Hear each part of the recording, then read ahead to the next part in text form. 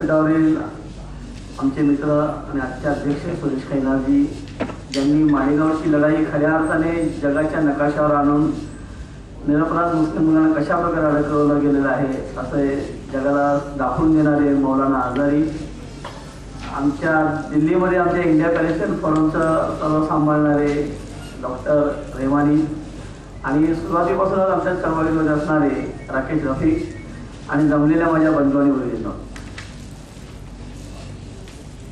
वेळ खूप झालेला आहे, बराच वेळ लागत असतो मला बोलायला, पण थोडक्यात मांडायचं म्हणत असताना सुद्धा सांगावंसं वाटतं की ज्या दलित चळवळीतून आणि विशेषतः दलित पॅन्थरमधून चळवळीतून मी आलो, समाजवादी चळवळीमध्ये राहिलो, अनेक आंदोलनं केली आणि ज्या वेळेला नेमकी 6 डिसेंबरला बाबरी मस्जिद पाडली गेली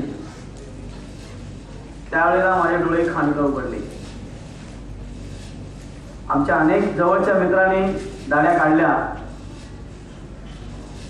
मला मात्र प्रश्न पडला की 6 डिसेंबरला बाबरी मस्जिद का पाहिजे, आणि त्यानंतर मला जे उत्तर मिळालं आणि जाणवलं की हा सरळ सरळ दलित आणि मुसलमानांना भडकवायचा प्रश्न आहे. म्हणजे या देशाचे जे खऱ्या अर्थाने बहुजन म्हणू, या देशाचे जे खऱ्या अर्थाने मूळजन म्हणू, या बहुजनांमध्ये एक वेगळ्या प्रकारचं एक वातावरण निर्माण करण्याचा प्रयत्न केला होता. 6 डिसेंबर काय आहे तर 6 डिसेंबर आमच्या दलितांसाठी अत्यंत महत्त्वाचा असलेला दिवस, डॉक्टर बाबासाहेब आंबेडकरांचा स्मृती दिवस. आणि नेमकी या दिवशी जेव्हा बाबरी मस्जिद पाडली जाते आणि थोडासा अभ्यास केल्याचं जाणवलं की या देशाचा पहिल्यांदा झालेला विरोधी पक्ष नेता हा इस्रायलच्या दौऱ्यावर गेला होता.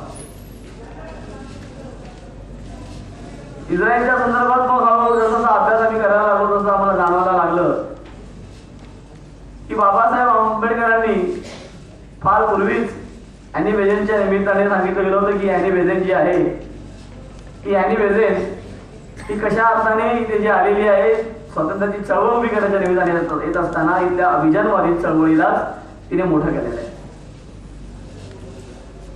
माझा महत्वाचा मुद्दा आहे की या देशाच्या ब्राह्मणिझमने नेमकं केलं काय. ब्राह्मणिझमने आमच्या दलितांना गेली अनेक वर्ष, लाखो वर्ष ज्याला आपण म्हटलं तरी चालेल, की आम्हाला माणूस म्हणणंच नाकारलं. आम्ही ज्या वेळेला पॅलेस्टाईनचा प्रश्न बघतो त्यांना कशा पद्धतीने त्याच्यापुढे भिंती उभ्या केल्या जातात, पण जमिनीवर भिंती केलेल्या उभ्या एक वेळ कदाचित समजू शकेल, परंतु माणसांच्या मनामनामध्ये भिंत निर्माण केली तर करायचं काय.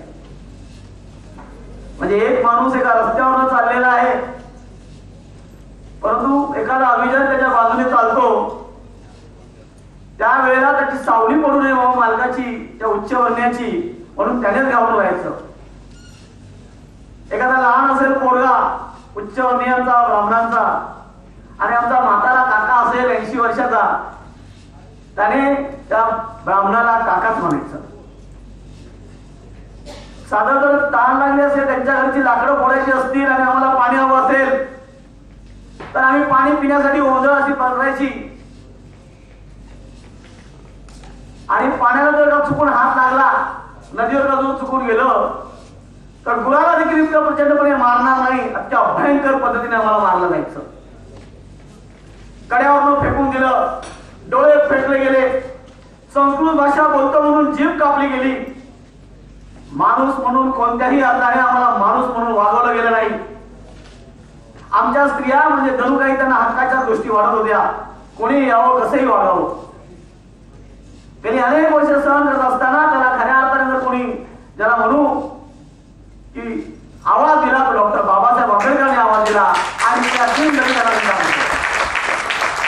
आमच्या बाबासाहेबांनी आम्हाला लागत असताना केवळ माणूस म्हणून जगण्याचे अधिकार दिले नाही, तर समतेने वागायला सांगितलं की आपल्यासारखा जो जो कोणी लुटला जाईल, जो कोणी त्याला माणूस म्हणून किंमत दिली जाईल, त्या प्रत्येकाच्या हाकेला तुम्ही धावून गेलं पाहिजे, आणि त्या हाकेच्या मागण्याने आम्ही साहित्य धावून गेलो.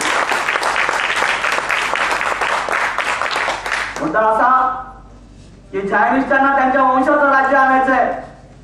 आमच्या देशामध्ये ज्यांनी स्वतःला हिंदूंचं प्रतिनिधित्व बनवलं त्यांनी स्वतःला कधीच हिंदू म्हणून घेतलं गेलं नाही. आजपर्यंत अनेक अभिजानवादी, विशेषतः ब्राह्मणवादी मंडळींच्या लिव्हिंग सर्टिफिकेट मध्ये स्वतःला वैदिक म्हणून घेतलं, आणि त्याने नेतृत्व मात्र कोणाचं केलं? हिंदूंचं केलं. ज्या वेळेला औरंगजेबाने जिजिया कर आणला त्यावेळेला सुद्धा त्यांनी स्वतःला हिंदू म्हणायला नाकारलं की आम्ही जिजिया कर देणार नाही. संभाजी महाराजांचे डोळे फोडायला लावले.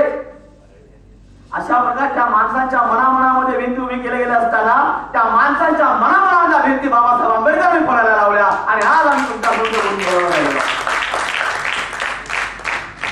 ब्राह्मणिझम असेल किंवा जैनिझम असेल, हे दोघं जुळी भावंड, दोघांचा अजेंडा एकच की आमचा वंश श्रेष्ठ आहे, आम्हाला जगावरती राज्य करायचं आहे आणि आम्ही जगावरती राज्य केल्याशिवाय राहणार नाही. पण ते चालणार नाही, कारण या देशाचे संविधान हे डॉक्टर बाबासाहेब आंबेडकरांनी लिहिलेलं आहे. या देशाच्या माणसाला डॉक्टर बाबासाहेब आंबेडकरांनी लिहिलेलं आहे आणि यांनी सगळ्यांना समान जगायला शिकवलेलं आहे.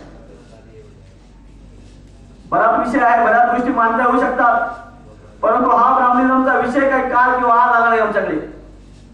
या देशामध्ये दास आणि शूद्र होते. गौतम बुद्धाची इथे क्रांती झाली आणि गौतम बुद्धाने क्रांती झाल्यानंतर गौतम बुद्धाने सांगितलं की बाबांनो, तुम्ही सर्व समान आहात, तुम्ही सर्व समानतेने जगलं गेलं पाहिजे आणि सर्वांना कामाची वाटणी करून गेल्यानंतर कुठेतरी पुरुष सुत्ताच्या नावाने इथे चातुर्वर्ण्याचं बीज रोवलं गेलं आणि त्या चातुर्वर्ण्याच्या बीजाला जर खऱ्या अर्थाने कोणी एका अर्थाने मजबूत चौकट दिली तर ते मनुस्मृतीने चौकट दिली. पण त्या मनुस्मृतीला जायची हिंमत बाबासाहेबांनी 1920च्या काळी दाखवली आणि त्यानंतर आम्ही इथे उभं राहिलो आणि स्वातंत्र्याचा खऱ्या अर्थाने घोष आम्ही त्यावेळेपासून करायला लागलो.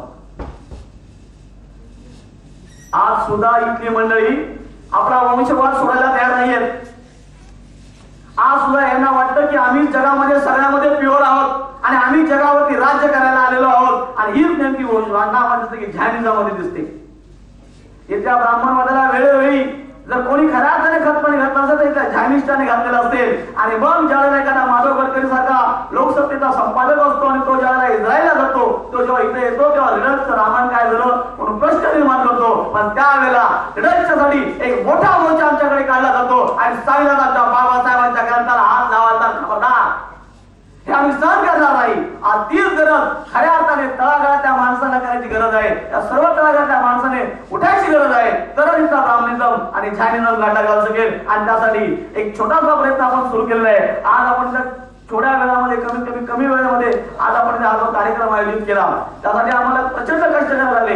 आजपर्यंत अशा प्रकारचे कार्यक्रम घेणं म्हणजे अभियानवाद्यांचा एक कार्यक्रम होता. त्यासाठी प्रचंड प्रमाणात त्यांच्याकडे पैसा असायचा, प्रचंड पैसा खर्च केला जायचा, परंतु त्यांच्याकडे मूठभर 50 आणि 60 लोक असायची. परंतु आमच्याकडे एका ठिकाणून दुसरीकडे जाण्यासाठी टॅक्सीला पैसा नसताना आज आम्ही एवढा मोठा कार्यक्रम करून दाखवला. ही एक अर्थाने नांदी आहे की ब्राह्मणिझम टक्कर आहे हे आम्हाला सांगत आहे. एवढंच आम्ही बोलतो. जय भीम, जय महाराष्ट्र, जय भारत. उद्याचा सूर्य आपला आहे हे आपण लक्षात ठेवायचं आहे.